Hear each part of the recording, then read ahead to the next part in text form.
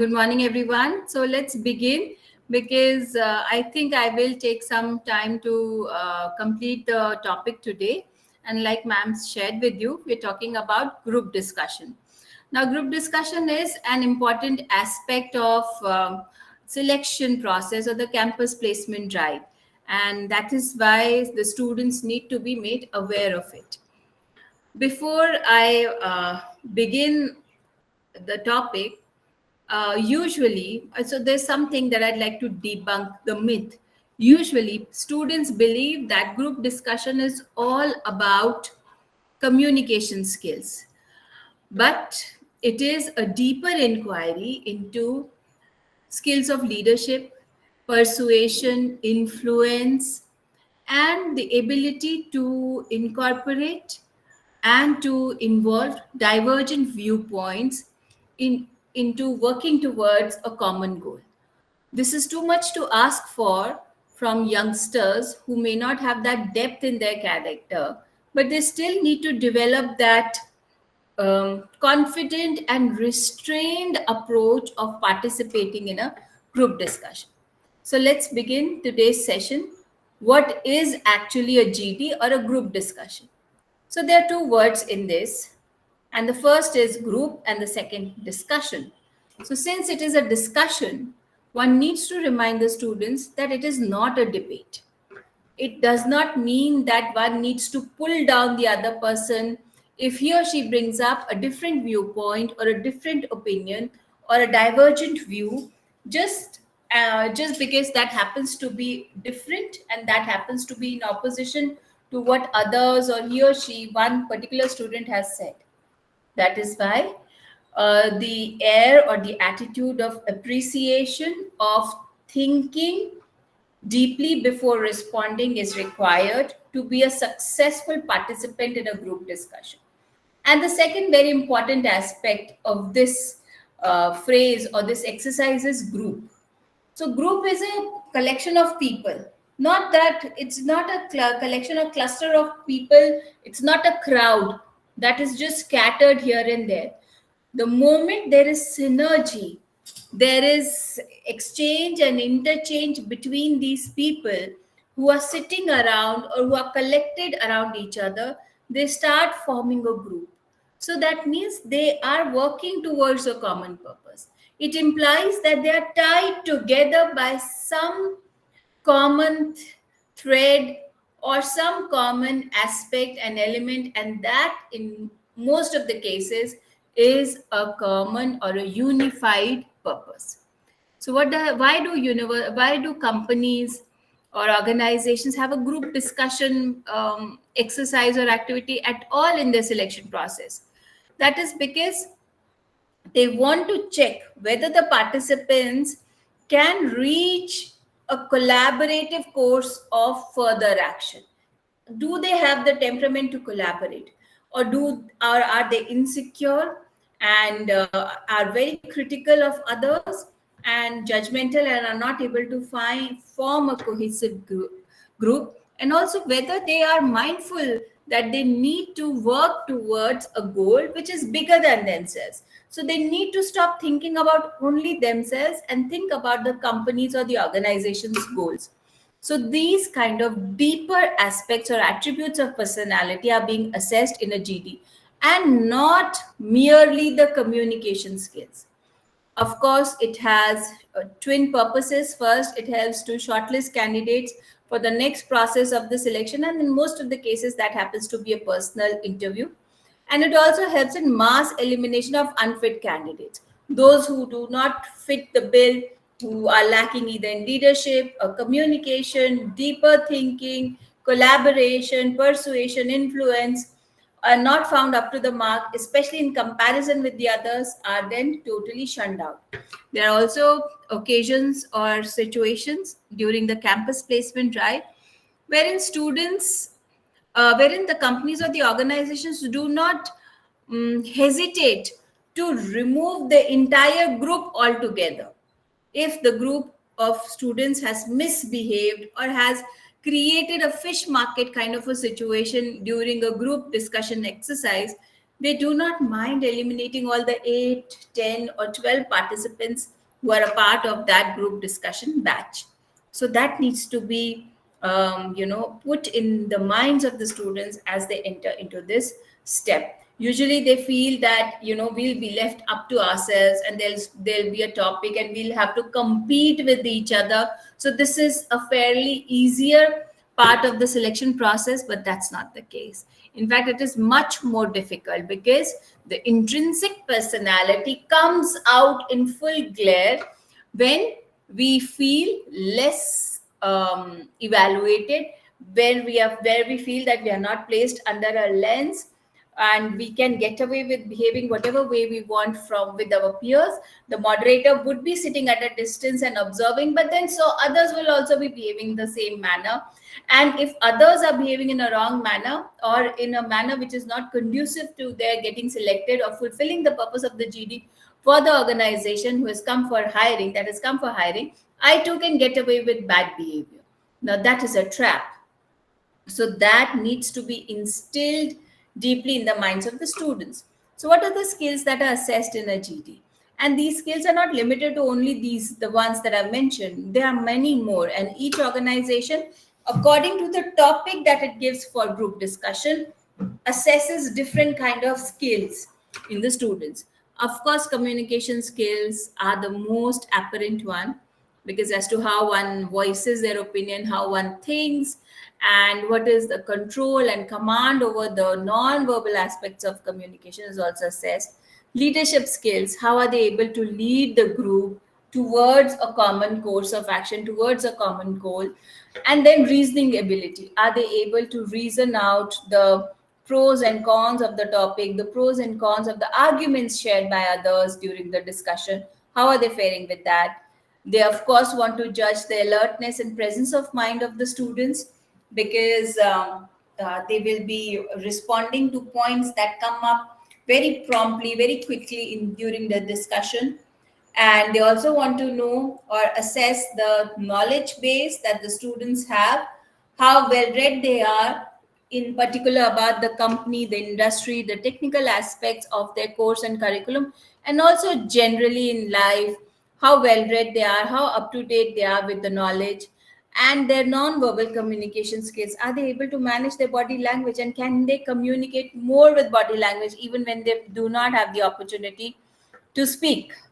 Their listening skills, of course, are assessed. Can they listen attentively, paying full attention, and also listen for the non-verbal cues? How are their team building skills and their goal orientation?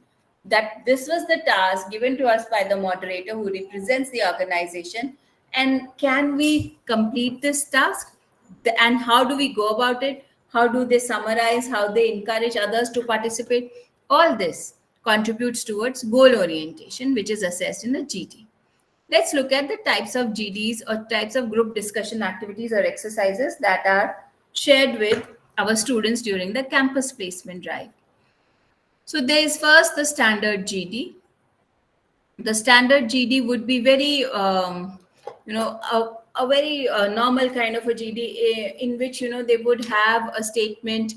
For example, cricket is a religion in India. What are the ramifications of it for the youth of the country? Or discuss the ramifications of it for the youth of the country, discuss the consequences of this for the youth of the country. Now that's a standard statement, followed by another task or action required. In this, the students can deliberate upon both the aspects, the good and the bad, and can form their points and then start sharing points. But of course they have to be supported with evidence. The next kind of a group discussion is a case study, wherein usually a case is given related to the profile for which hiring is happening, related to the company with its history, something happened in its history where the names are changed, or something which happened within the larger industry, and that is given as a source of information or a source of context, and that's shared as a printout, which the students are handed out as soon as they enter into the group discussion room. and they're given at least 5-6 minutes to read through it, develop their points, and then discuss whatever question is given to them or whatever challenge is given to them based on the context of the case study. So this kind of a group discussion will also involve reading thoroughly, reading quickly, and being able to grasp that information. So, not only listening and speaking skills, but it also infuses another aspect of evaluation of communication, and that is reading. Next comes role play. Role play is when a moderator assigns a task or a situation in which two or three parties are involved. For example, the Malaysian Airlines, which got lost in 2012, 2013, sometime around that time. Then the moderator can assign two students from the group to be belonging to the airlines, then two to three belonging to the Malaysian government, then two or three belonging to the aggrieved parties or the families and friends of the passengers who got lost with the entire airplane, and then finally the remaining students to be a part of the media and the journalism industry. And then they can be thrown a challenge as to suppose you all are at the airport wherein the families want to have some information about their passengers or family members who were on board. The airline staff does not have any information, but it has been told to keep the parents or the families at bay, and also not to give out any kind of sensitive information to the media, whereas the government officials are there trying to answer and placate the situation, but they really do not know what to do. And then how will you go about reassuring media and the parents that things are moving, wherein some steps have been taken, some have proved helpful in finding or locating the lost airplane? How will you go about it? So that is a role play situation wherein the ability to think from other person's perspective, the ability to get into other person's shoes is evaluated with the skillful and the dexterous way with which the participants take up the role assigned to them, and if they can think that deeply and that extensively about the person, the role that they are enacting in that GD, and how they communicate it, are they able to feel it completely or not? Now all this helps in gauging their wider perspective and their ability to think about the others, the ability to include them, to collaborate with them, and being a very good team player. Then comes abstract GD. And abstract GD will not have much of a statement and much of an explanation attached to it. It can be a random group discussion subject or topic that can be just thrown at the students. I remember when I was taking sessions at North India Institute of Fashion Technology, then one of the design studios based in Delhi had, that had come for hiring, had a small postcard, and the postcard had splashes of color on its front side, and at the back there was nothing printed. There was nothing printed, nothing address or anything, and there was just splashes of paint on that front of the postcard, and it was thrown at the table, in the center of the table around which the students were sitting. And the moderator said, go ahead, discuss this. And he and another of his associate, they both sat in the corner of the room, minutely and from a distance observing the participants. Now, for a long, long time, these students who had been undergoing communication skills sessions with me, so I took a debrief from them once they completed that GT exercise. For a long, long time, all of them kept grappling with what is it? What is the topic? What has been thrown at us? How do we decipher this? So from there, a couple of students picked up the card. They started looking at it, turning it around, so on and so forth, examining it deeply. Then one of the boys cited at the back of the postcard in very fine print, very minute print, the name of the printers in one corner, tucked away in the corner or the edges of the postcard. So they came to know the top side, or how the postcard can be viewed now, because it looked like an abstract splashes of paint. And they went on to discuss the color theme, the color theory, and other observations, so on and so forth. It later turned out that this was part of a collection of M.F. Hussein's paintings when he was traveling within the streets of Banaras with an empty white canvas during Holi, and he protected himself from splashes of color, wet and dry, by putting the canvas in front of him. And from there, he made a painting. So that is how this postcard was inspired. That's an abstract topic. I've also had students from MBA being given a topic red versus blue. So they would usually interpret red as danger, blue as cool, and move forward, and no danger, and so on and so forth. They would also interpret it as Coke versus Pepsi. And then there's also, another take on the same topic, red versus blue, and that is red ocean, blue ocean. Red ocean talks about a saturated marketplace, and a blue ocean talks about a new maiden virgin marketplace, which still has scope for monopoly and monopolistic competition kind of business, nature of business. So that is how that discussion can happen.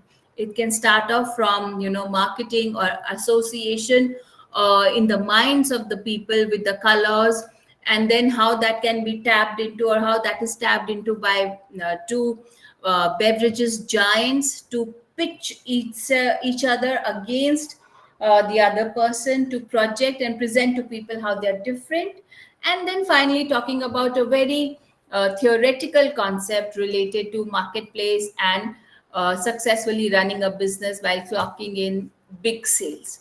So this is how the major types of GDs are thrown or given away as exercises to our students. So a student should be mindful of all these. Now, what is happening in a standard GD? In a standard GD, the challenge is not so much in the topic. So that means it is expected of the student to shine brighter, to take out, to extract some highlights from his own intrinsic personality and present them to the moderator for evaluation, for observation during the course of the discussion. Now, when I discuss the roles later in the session about how to participate in a GD, it will become apparent or clear to all of you as to how that, setting a good example or coming across as someone who's shining brightly can be accomplished in a standard GD. But it definitely involves that the students are required to make more of an effort. In a role play, there is a lot of evaluation of body language, verbal communication, and the ability to think from someone else's perspective. So these are the aspects that the students should be very careful about. A case study involves thoroughness of reading, grasping all the information, um, absorbing what all has been shared with them, and then suggesting something which can be a solution, but also incorporating latest information from the industry or the company. That means that information is not a part of the case study reading material, but that is readily available online, or it's a known fact about the country's policies, governance policies, or about the industry specific policies or the company's special policies. So that is something that should be incorporated in that discussion. An abstract talks about innovation, out of the box thinking, creativity, and the ability to inspire others and to be inspired from others, the ability to brainstorm well in a boardroom when a new product or service is being developed. So this is how these four types of GDs need to be addressed by the students or need to be viewed by the students. So what are the preparation that our students can undertake before they enter into a GD? Of course, research and analysis is something that cannot be discounted. Wherein, when they drafted their resumes or entered into the interview room, their research and analysis was restricted to or revolved primarily around the company or the organization, the industry, the technical aspects of their subject area. But here, the research and analysis would be around current affairs, the larger industry, the company, what's happening in the global markets, the global trends, the national trends, the local trends, and something about public policy and all. So that all would be involved in research and analysis. Next comes knowledge bank. Knowledge bank refers to specifically technical knowledge and knowledge pertaining to the key responsibility areas that would lie in the kitty of, that would be in the kitty of the person who is selected or who is hired as a new recruit after the entire selection process. So that knowledge bank is related to the areas which are the key responsibility areas of a new recruit once he or she has successfully completed all these stages of the campus placement drive. Then one needs to know about the organization for which one is sitting, to be a part of the campus placement scenario, their vision, mission, objective statements. If there are certain words and phrases, or there's a scroll, a kind of a feature on the website of the organization wherein the employees put out some comments, or there's some kind of a declaration of information, sharing of information, kind of a notice board that is put up, virtual notice board that is put up on the website, which is also available for others to see, the public to see. Then from there, the students should pick up words and phrases which seem to be the most used or often used words and phrases by people belonging to that organization. For example, I come from a Fauji background, so I know chaps, boys. These are the words with which the commanding officer would address his team or his subordinates.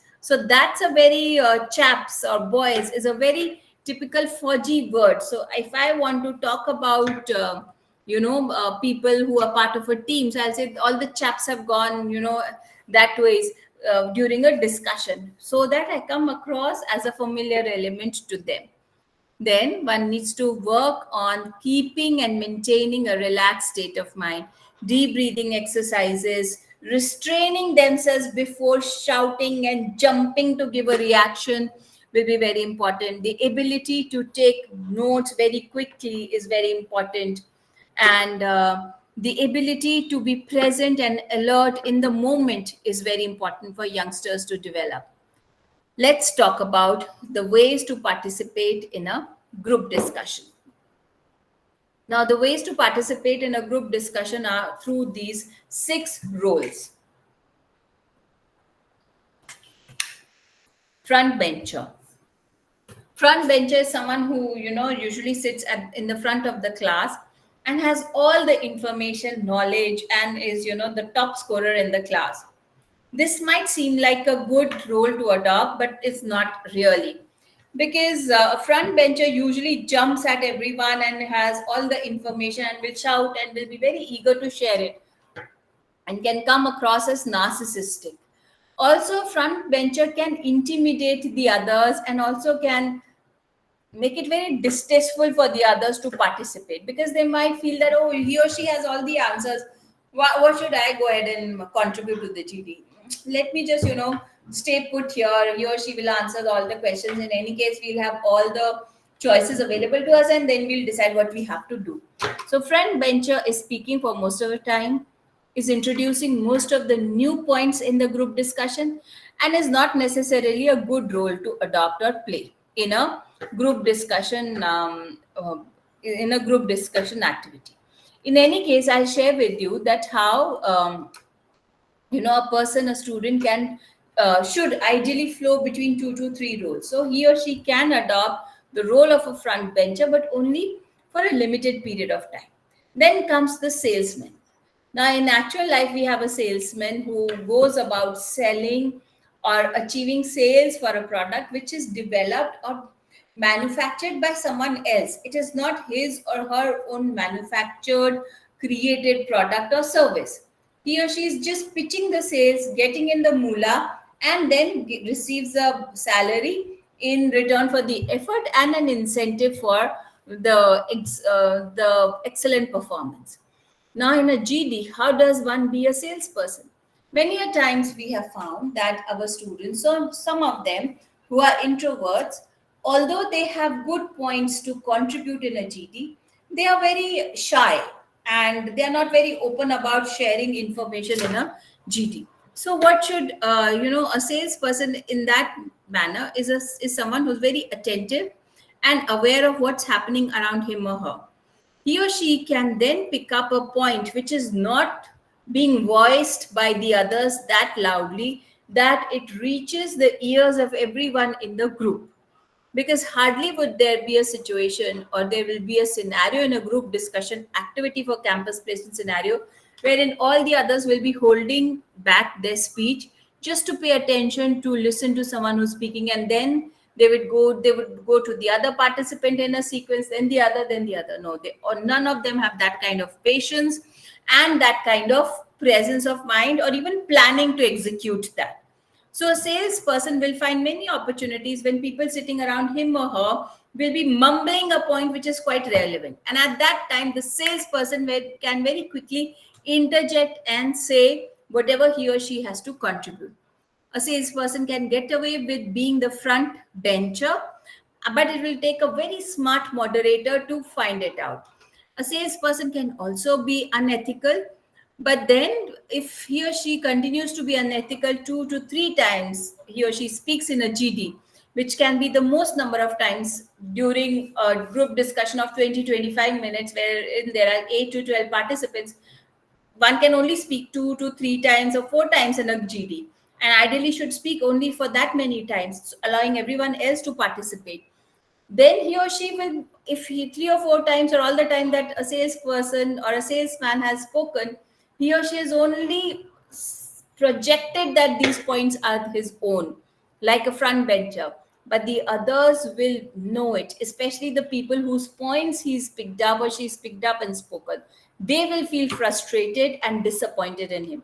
And that vibe would be caught by the moderator. So, how does one overcome this kind of a challenge or a roadblock? So, the best course of action that we advise to a salesman is to be alert and aware of how other students sitting around them are participating, how they are speaking. If there's a shortage of new original ideas and arguments with him to offer into the discussion, then he or she can listen to what others are saying or trying to say. And when he finds or she finds a statement which is quite relevant but is not heard because of the din and the other person being underconfident and introvert, he or she can say that I believe it will be better for the government to levy taxes on such and such product or service so as to help and improve the state of the industry. And ABC here also agrees with it, isn't it? Now, when that happens, first, the salesperson has ventured into the discussion by saying, I believe this. And then at the end has ascribed the credit of this point or of this line of thinking to ABC student, then that person also feels validated that yes, I was heard, although not through my own volition or my own efforts, but through someone else's efforts. And then this person starts rising in the leadership ladder, which forms within that group within few minutes, and that also is noticed by the moderator. Because in real life, ladies and gentlemen, when there is a boardroom setting and there is a brainstorming session happening, or there's a discussion happening with the clients who are debating whether they should give the contract to the company or the organization or not, or whether there is a meeting with investors and stakeholders who are thinking whether they should continue supporting the organization, whether they should invest some funds or capital in the organization, then someone who's so smart is required to speak up and also to create a sense of synchronicity and harmony in the group. So, this is another aspect which requires a lot of charm and confidence, which can be adopted by students while participating in a GD. Then comes a watchdog. A watchdog in a real life is a guard dog, does not let anything unwanted enter inside a building or a place. The same way, a watchdog may not have something original to contribute, but is still very essential because he or she is very carefully watching out for what is unwanted behavior and what is unwanted content which is becoming a part of the discussion.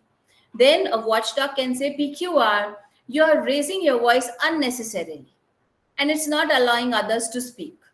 Can you be a little softer, please? And now I think ABC should speak. Now, that is what a watchdog has done. It's a very positive contribution. In fact, the way he or she has interjected in a heated debate has created him or her as a leader in that moment.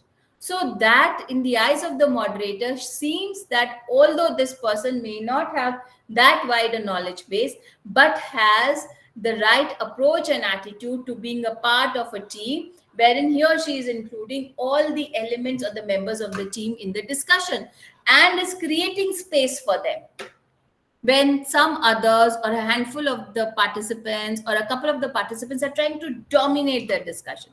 So that is also a very important role to play in a GT. Next comes the critic. A company like Facebook or a company like mm, or a company that has been on the waves of success, a very growing wave of success that seems to be building up like a mountain, definitely needs a critic in its internal group or the group that sits down for brainstorming of new ideas. Because while riding the wave of success, it becomes easier to get carried away with one's lofty ideals and notions and not being very thorough with risk management and thorough with SWOT analysis, strengths, weaknesses, opportunities, and threats when taking up a new project, launching a new product or a service. At that time, a critic is needed within the group who runs down, who dissects and criticizes each and every course of action. He or she tells us about the downside, the flip side, the negative side of any kind of decision that the group is going to take. He or she brings our focus to the areas or to the moments in the project or the process where it can all crumble down and fail completely. Having this kind of a participant or having this kind of a member in the team keeps the team in check, keeps them rooted in reality, helps them to be more thorough with product design, service design, and checking for risk management and being more thorough in their preparation rather than launching a product or a service in a hurried manner and then failing miserably at it. And then the wave of success which the company or the organization has been riding consistently for a long time crashes into the beach. That is avoided. So that is why a critic is also important. Then comes a pruner. A pruner is a person, pruning means to cut or to shave off, which the gardener does. In Hindi we call this chatai, to trim off whatever is not required.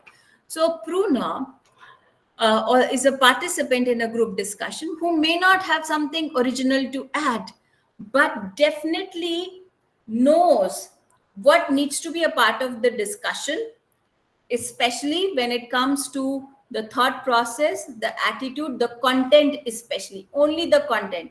Only this much is relevant and the rest is not required. So even after the watchdog and the critic have done their work, there will still be finer points, little bit gray areas, which will be further shunted out by the pruner.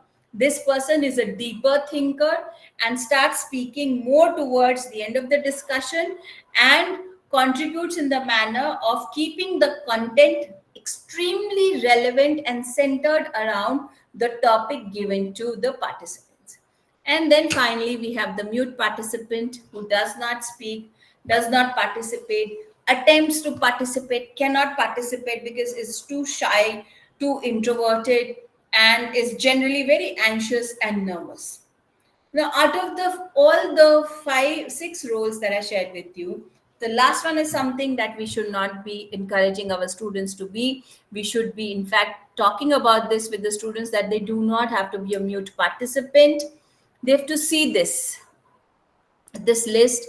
And if you'll see, ladies and gentlemen, except for the front bencher who brought in new points into the discussion, everybody else did not have any original ideas or new points. And yet, I was able to share with you the relevance and importance and significance of these type of thinkers and actors within the group.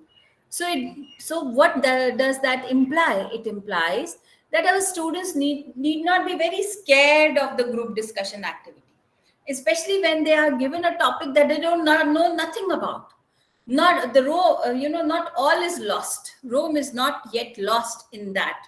What they can do is, if they cannot be the front bencher, they can attempt to shuffle between two to three roles like the salesman, the critic, the pruner.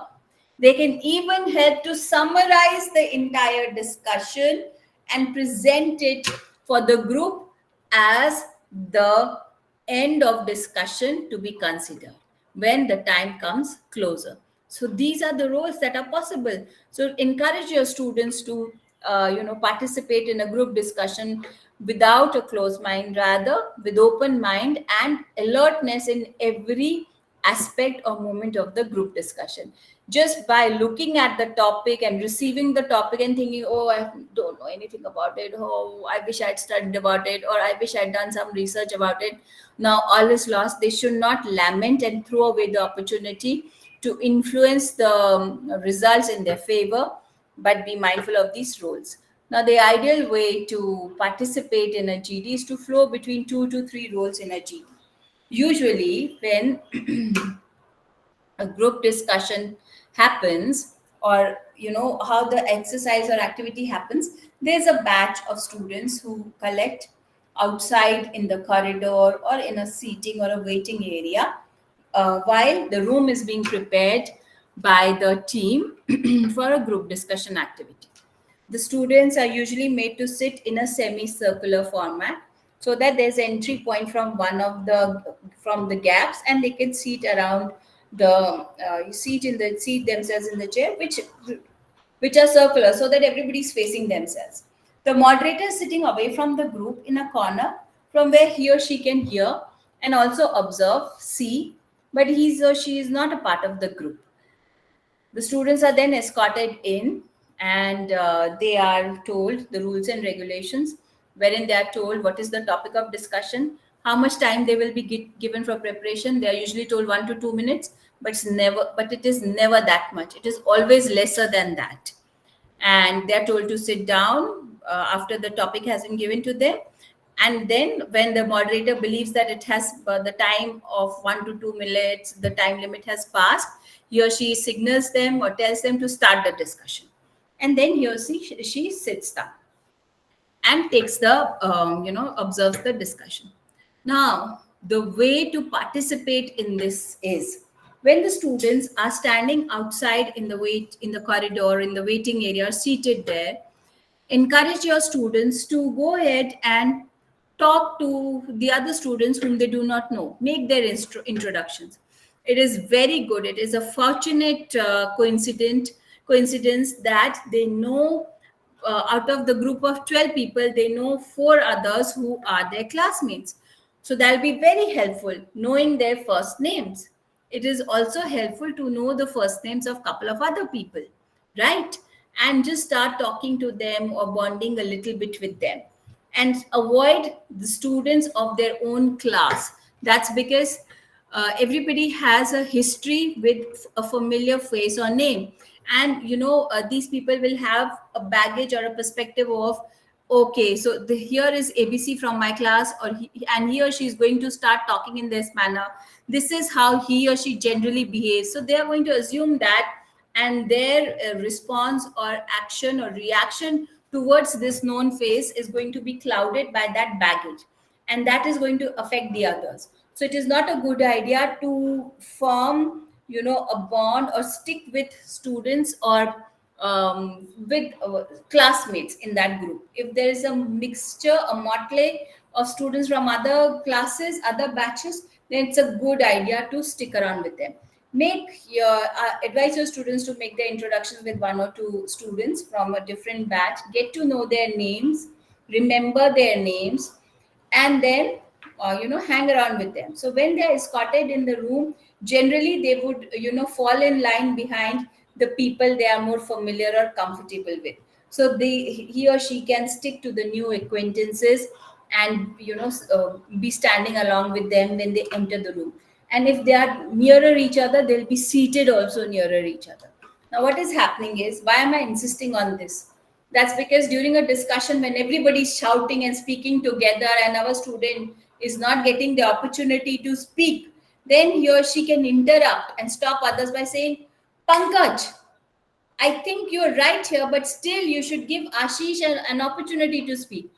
Immediately, Pankaj has stopped speaking, Ashish has become alert, and the others are, oh wow, this person knows the names of so many others, and they are like viewing him or her as a leader. Immediately the influence and persuasion starts showing and getting apparent for all others to notice, and also the moderator. There's no need to make eye contact with the moderator. If the situation is getting out of hand, the students cannot look back, sir please help, ma'am please help. That's not allowed. One has to deal with it within the same member. So it helps to know the name, to become a little familiar, to have that hesitation or reserve of respect being provided, or being presented by other participants, the new contacts, and also reciprocating it to them, so that allows the discussion to continue in a congenial manner. That is helpful. Then advise your students to carry a notepad, something like this, with a pencil and an eraser attached to it, like a pencil and an eraser like this, and they should carry it. It's allowed. And once the topic is given to them, they can very quickly make down points, jot down points. And if they feel that these names they will forget, so he or she can make a circular diagram as to where he's seated or she's seated, and mark a star for where he is seated, to show that he's the star. Have that input in his mind, ingrained in his mind, that he's going to perform well, and leave one or two dots and mark the name of the person whom he has befriended newly, and the other new acquaintance, wherever they are seated in that semicircular format. So that a quick glance to it during discussion will help him to remember, because there's so much of new information, lots of heated discussion happening, lots of high stakes situations happening, and one might just forget this important but not very significant piece of detail or information. So as soon as it is fresh in memory, it needs to be etched down. Then comes the students, after they familiarize themselves with a couple of new faces, introduce, then they try to sit around with them, so that they keep drawing strength and inspiration from each other, and they can address each other with their first name, and then that person can project himself as a leader in the group. Next thing is to be careful about the time. So wearing a wristwatch like this, so it has the hands here, or perhaps it has a digital display board, and then a digital display, and then marking with a pen, or a pencil on their wrist.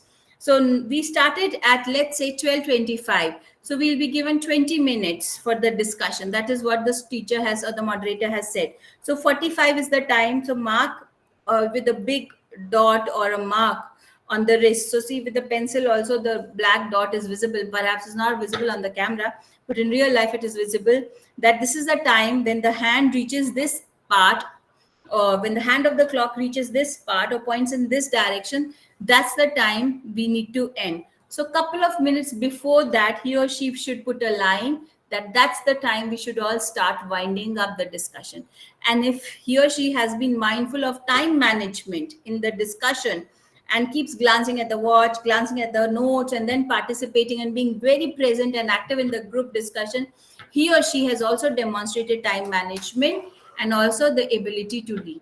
And at the relevant time, where 2 or 3 minutes still remain to the time limit given by the moderator, the star of our group discussion following all the do's and don'ts, the entire steps in the process, starts winding up and says, I think we are nearing the time for the completion or the time assigned to us for this discussion. Let us very quickly collate and collect all the points and summarize where we are, so that we can present a further course of action, not a conclusion, but a further course of action to the superior or the bosses or to the moderator. That is a good way to intervene and to end the discussion, which might look like going out of time. Please educate your students regarding these specific dialogues. So there is a script involved in participating in a GD. With all of these roles, the front bencher, the salesman, the watchdog, the critic, the pruner, I shared with you aspects of the script, the dialogues, the words, the phrases through which the student can enter into the discussion, right? And just now I shared with you the process and the script, the aspect of the script which can be used by the student who has not done anything but has only managed to gather their nerves and their lights have lit up, that he or she has thought of summarizing the discussion on time. Then also here she has saved grace, has accomplished something by at least demonstrating time management, if nothing else in the entire GT. He or she still stands a chance of getting into the next process or next steps of the process of participating in a campus placement scenario. So now let's very quickly look at the do's and the don'ts in a group discussion. The do's are what the students should know: adequate matter. So they should have a regular reading habit. They should read extensively and intensively. Of course, their course material or course books should be something that they should be thorough with. If someone is preparing to be in the fields of commerce, then it will help them to read magazines and journals related to that field, like Business Standard, Business Today, and some Harvard Business Review magazine, those kind of magazines and journals. Many of these are available free of cost online to be read, so one should do that.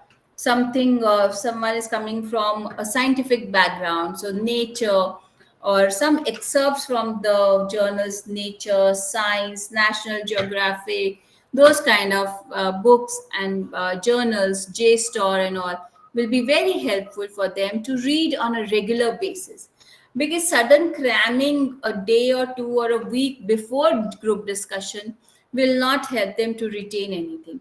Rather, they should be in a habit of thinking deeply over concepts that come within the purview of their academic course and curriculum. They should read widely. They should read from sources which are very formal and academic in nature, which are research based, that talk about latest developments or ongoing research which does not yet have standardized results. Twitter, or the platform of X, is a very good platform to access information which is still developing, which is still evolving, because there are thought leaders and intellectuals that share their views and opinions and insights or inputs, brief snippets about their ongoing research. So following them on these kind of social media channels and connecting with them is going to be very helpful to know about the latest information that is not yet developed. Getting to know their names, being familiar with them, so when one is interjecting in the discussion with evidence, citing a name, citing a data, citing a figure is going to be very helpful. Because just giving out personal stories or general public opinion or notions is not a very impressive way to participate in a GD. Rather, it backfires. So, reading widely, being able to quote the sources, being able to share, facts and figures is very helpful. They should also be reading about related topics. Something may not come across to them directly; it may come across to them indirectly. So, for example, like I was sharing the other day about interview questions, there can be a question about main holes. When I talked about why are they round, what about a square, why can't main holes be square in shape, or where have you seen square shaped main holes, and that can be part of a discussion. Now that has a very technical explanation to it, scientific explanation to it. So related topics should also be under the purview, or should be something that they are mindful of, they know as to how to participate in these kind of discussions. Next thing that our students should take care of is in their personality, that is confidence. Confidence is not arrogance. Arrogance is I know it all. Confidence is come what may, I'll be able to perform well. I will be able to present my viewpoint with a lot of dexterity and clarity. They should have wit and charm so that they do not forget to carry their polite smile, the soft gaze in the eyes. Their forehead is devoid of any furrows, and they are able to win people over. They are able to persuade their co participants. They are able to influence the co participants through their charm and their wit. But these alone are not helpful. One needs the content also to go on and go further. But these are important, valuable aspects. Then using language to their advantage is something that they should know. Like I said, incorporating someone else's approval or acceptance or concurrence on a viewpoint can be done through that ABC or here also thinks so, when one is playing the role of a salesman. Also, using phrases like yes tag, isn't it so? It's very difficult to say no to, isn't it so? No, until unless one wants to openly oppose someone. So, if you want to convert, if the students want to convert someone who is dangling in the periphery or is flipping sides, then a good argument backed with evidence, and then to rake in the public support, one can say, isn't it so, Ashish? Don't you think so, Surabhi? Tell me if I've said something incorrect here, or help me correct myself. Isn't it what we've heard? And this is what the latest regulation is. Now, that kind of participation and speech in a GT needs a lot of confidence and is an open invitation for the others to get involved, and that too on one's side. One should also have open body language. The best way to sit is, to have one's the lowest part of the back touching the lowest part of the back of the chair. That is why I'm sitting on this chair today. One should not be, slouched back into the entire backrest of the chair. One should not be touching the chair in the middle so that slouching can happen. One should sit like this. The notepad can be held with the pencil attached to it here on the left thigh if one is a right-handed person, or on the right thigh if one is the left-handed person. Even if there are armrests, the armrests are not for the use of the person or the student sitting in the chair. Rather, they are there to contain the body of the student within this area which is allocated to them. They can have their hands or their arms on their thighs, the hands resting firmly on the knees, both the feet firmly planted on the ground, the soles touching in entirety the ground so that there's no dangling, slouching, and fiddling in the chair. And one should speak with open palm movements. That should be very important. One should avoid these kind of gestures or this kind of gesture which is very aggressive, and one should not raise their hands or arms beyond their knees even in a group discussion, or lean out of their chair while talking, or lean too much beyond their knees because then it comes across as aggressive, or raise their arms or even their hand above the shoulder length. The moment I raise it here, I start seeming like someone who's becoming aggressive. Then I'm the one who's trying to disrupt, and I'm trying to break the group. Group discussion, discussion within a group. If anyone else has demonstrated body language which is not open, rather aggressive and destructive, the best course of action for all the other students is to stop communicating with that person. because that person, being a very aggressive, highly highly strung and charged, emotionally charged element in the group discussion, can take the entire group to a fish market situation. So the best way to nip the evil in the bud is at the very first instance, when someone leans in or jumps at or even stands up or shouts, one or all of them, if they remember and if they undergo this training for group discussion, should stop talking, interacting, making eye contact, turning their body towards that person immediately. Because then that would send a signal to that person to please manage your emotion and your body language, and not turn this into a fish market situation wherein all the students end up getting rejected by the moderator. And this has happened, ladies and gentlemen. One should speak fluently. Like I said, in a group discussion of 20 minutes between 12 participants, if I say 12 participants, 20 minutes, everybody will get 2 minutes or lesser than that. Equitable distribution will involve lesser than 2 minutes assigned to each of the participants. Ideally, that is how everyone should be speaking. But some of us will be speaking lesser, some will be speaking more. So when one is speaking for 1.5, or let's say 1.5 or 2 minutes, then 2 to 3 times one can interject or participate in a discussion where one speaks for close to 1 minute, sometimes even lesser than a minute. And that is sufficient to mark their presence and not to have dominated the discussion. But all the 2 to 3 opportunities, the participant should come up with something relevant and significant, either being a watchdog or a critic or a pruner or a front bencher, anyway, but they should have contributed positively and significantly to the group and to the discussion. One can also learn to disagree without being disagreeable. How can you say this? How's that possible? I think you're totally wrong. That is disagreeing while being disagreeable. Oh, all right, you believe this, and somehow I do not subscribe to that viewpoint at all. But you are entitled to your opinion. Go ahead, and love to hear your evidence supporting this argument. Now, that's being disagreeable. That is disagreeing without being disagreeable.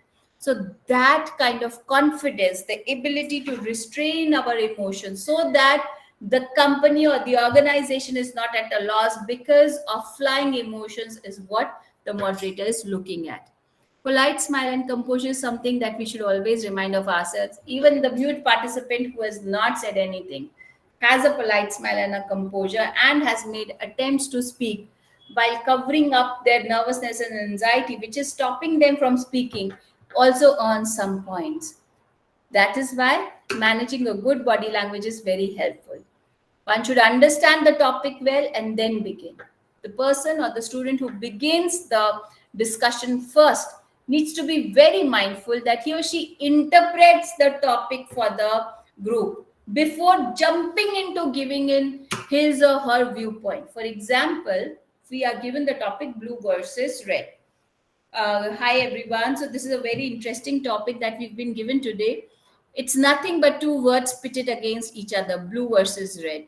I believe it's up to us to open this or to interpret this topic in as many ways as we want. So I like to interpret it as blue versus red, between a Coke, or between a competition or a comparison between Coke versus Pepsi, because one beverage is red in color and the other is blue in color, and how the marketing geniuses of both these companies have created created symbols out of these two colors in the beverage industry. So that's a way to begin.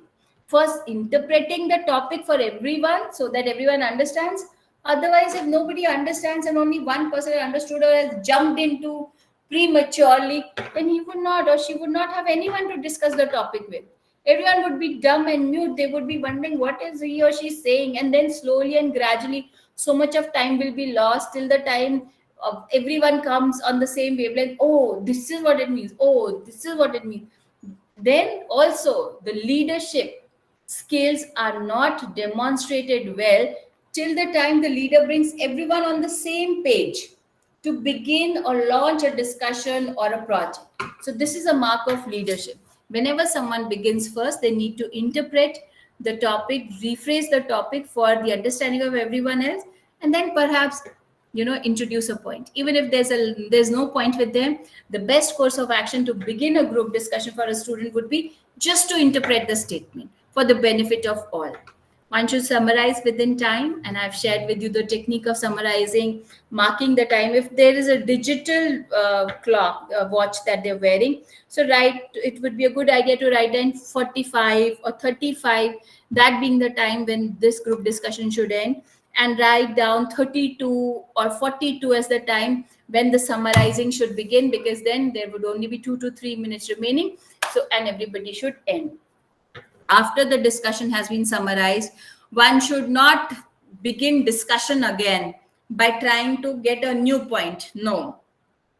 Summarizing has been done by one of the participants, and you feel it is well timed as a participant. You say that, yes, it's good that we've summarized now. But I still feel there are a couple of points relating to this and this, which we can discuss perhaps at a later opportunity. That's it, because this is how it would happen in a real life conference room, or a regular meeting hustle, or a scrum meeting, or a huddle of the team. They would not want to exceed the time that's been given to them, and that is how they would summarize, and yet let the boss know that there were still some points that were not discussed. So if someone has summarized well in time, it is not a good idea for any of the participants to say, how can you summarize, so much is left, and start a discussion again afresh or refresh the discussion. No, that's not done. One cannot conclude the discussion, because a conclusion is only arrived at when all the points under the sun have been discussed. And in 15-20 minutes, not everything can be discussed.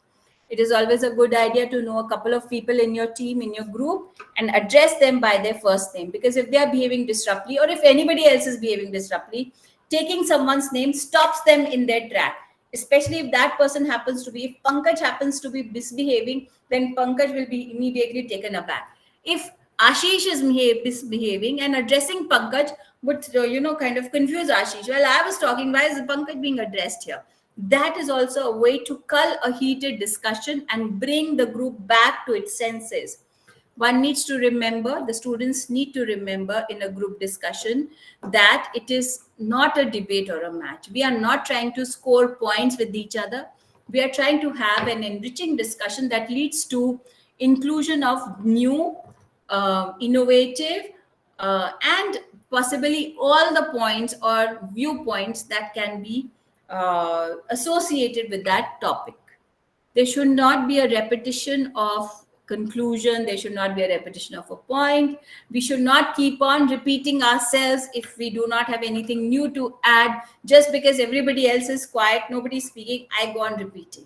If no one else is speaking, then a student can invite others by, taking their names. Still nobody speaks. Then that leadership quality can shine through. All right, what do? We take 30 seconds, we take 40 seconds, note down few points that come to our mind, and then we'll begin from Ashish, sitting right next to my left, immediately to my left. We'll begin with Ashish will say one point, then Pragya, then Pankaj, then Durga, so on and so forth, till the time we have lots of points to discuss. And if your point has been repeated, please think of something new to share. One should not interrupt someone else who's speaking. But if the other person who's speaking is misbehaving and going overboard, the best idea would be to address them by their name and tell them that they are being very aggressive in their behavior. Or if one does not know their name, then bring the attention of the group to someone else who has not spoken or who has some relevant point to speak. That would be a good way to interrupt when there is a commotion, but otherwise no interruption should happen.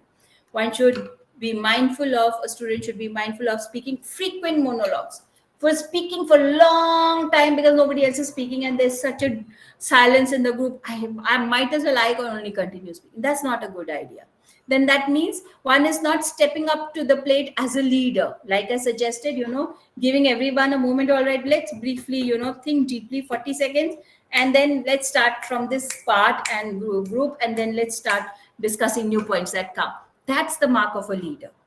One should avoid difficult vocabulary and technical language, because this is not an activity for professing knowledge of technical terms or jargon. This is an activity to collaborate, to communicate as a group, and to come up with a further course of action which has everybody's acceptance and assent to. So that should be avoided. No false foul language, no slang, no falsehood should be shared. Nothing of that sort is permissible and is advisable in the discussion, whatever the scenario, the situation may be. No settling of personal scores. If someone shut down your argument with a much more relevant and robust point in a group discussion, the student should not take it up as, an opportunity for personal vendetta. Now wait, the whole discussion, that person is just speaking as to how I cut down whatever this guy says next. Then the whole purpose is lost, and the moderator is observing. The criticizing of religion, discussing of politics, and reciting personal stories and experiences is not a good idea. Personal stories and experiences cannot be categorized as evidence, because for example, if I'm talking about corruption, I say the other day I took a cab from my office to my residence, and the cabbie asked me, the moment he reached, he asked me to cancel the ride so that he did not have to pay to the platform service, did not have to pay to the cab service platform. But that's a very personal story, that will not help.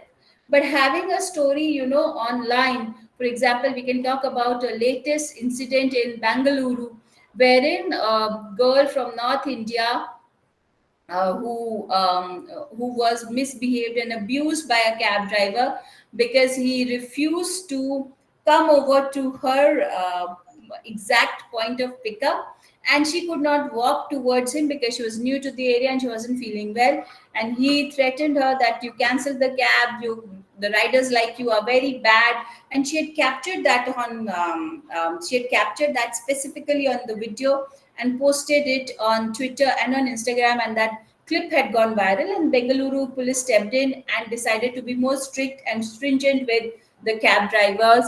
And the platform has also decided to incorporate more features to avoid these kind of unpleasant situations between the cabbies and the riders. Now that's a better evidence to present rather than a personal story or experience. Then coming across as a negative or a dissatisfied person, always feeling frustrated, I'm not able to speak, nobody's letting me speak. That is not very helpful for a student. Shouting or using forced accent just to come across as impressive is not very helpful either. One should not interrupt the moderator when he or she is giving out the topic or the instructions. Listen carefully. If there's something that's not understood, ask for a rephrase or a repetition. And also, do not finish a sentence for the moderator. Of course, what he or she is saying is very important. A group discussion is a simultaneous evaluation of listening and speaking skills. So if there's any question that you'd like to ask me, please ask me now. And this is the scan code like I shared yesterday to post a review about